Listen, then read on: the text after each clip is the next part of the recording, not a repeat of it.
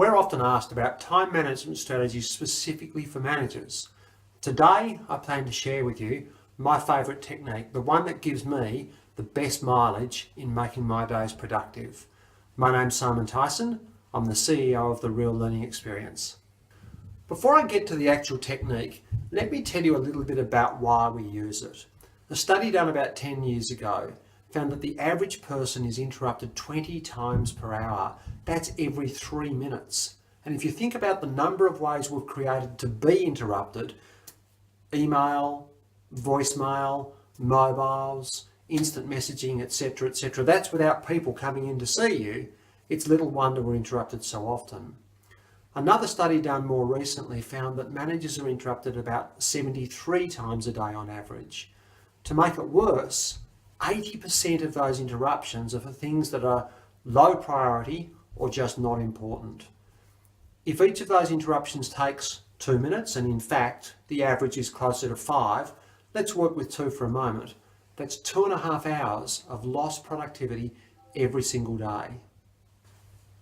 Have you ever had one of those days where you start on a high priority task first thing in the morning, possibly early before anyone else comes in? At 5 o'clock that night, you're still working on the same task, a task that you should have knocked over in 90 minutes, 2 hours, but certainly not an all-day task. One of the reasons for that is that when you're interrupted, it takes on average 23 minutes to get back to the task you were doing before the interruption. During that 23 minutes, on average, you take on 2 additional tasks. Our research shows that the interruptions that occur in every given hour cost you 92 minutes. That means for every hour in your day, you go backwards 32 minutes. Little wonder it's hard for managers to get ahead. Now, the strategy we're going to talk about today is specifically designed to deal with the sorts of issues we've just been talking about. It's called cocooning. That's the name we give it, and we literally create a protective cocoon around ourselves while we focus on those key high priority tasks. Now, there are 5 steps in cocooning. The first one is you must be completely clear on what your priorities are. It's no good cocooning to work on stuff that doesn't matter very much. So make sure you're completely clear on what the most important thing you can be doing with every given minute is.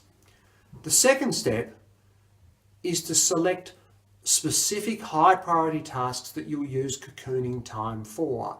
Now, there are some high priority tasks like making an outbound phone call where you don't really need to cocoon.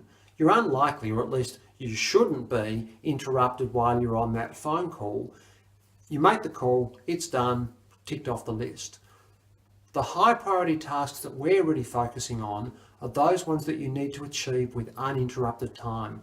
Writing a business plan, putting together a proposal, writing a report of some sort. Now, the third step in cocooning is to actually allocate the time. We work with managers who use a variety of approaches. Some use a period between 9 and 10:30 every morning without fail as their cocooning time to work on high priority things. Others have a different time each day depending upon their demands. Others still will allocate 2 or 3 times each week when their team get to know they're going to be cocooned. Personally, for me, I find that I need to allocate enough time to work on my top 3 uninterruptible tasks each day. Some days that's 90 minutes, some days that's 3 hours. The fourth step is to educate the people around you. If you tell your team what you're doing and why you're doing it, you'll find them highly supportive. Often it means that you get to work on the things they're waiting on from you.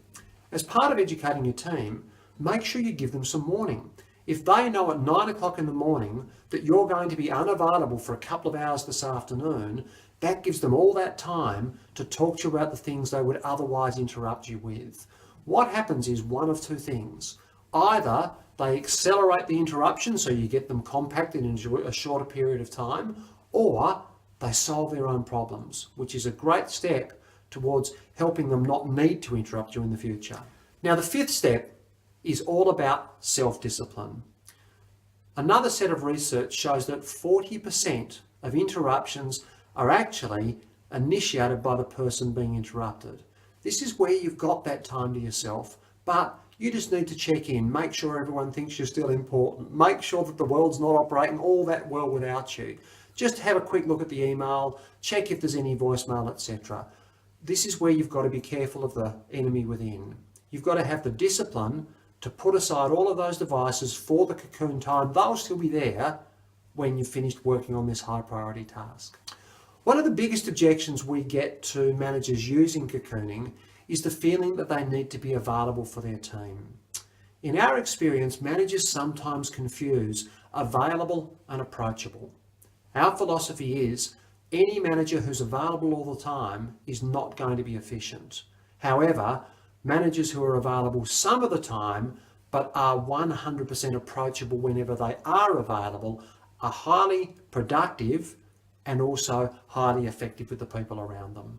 I hope cocooning works for you. It's my personal favourite time management strategy, and it delivers me better results than any other approach I take to getting the most from my time. If you enjoy these short videos and the articles we write, please remember to subscribe to receive alerts every time we release new material. Thanks again for watching.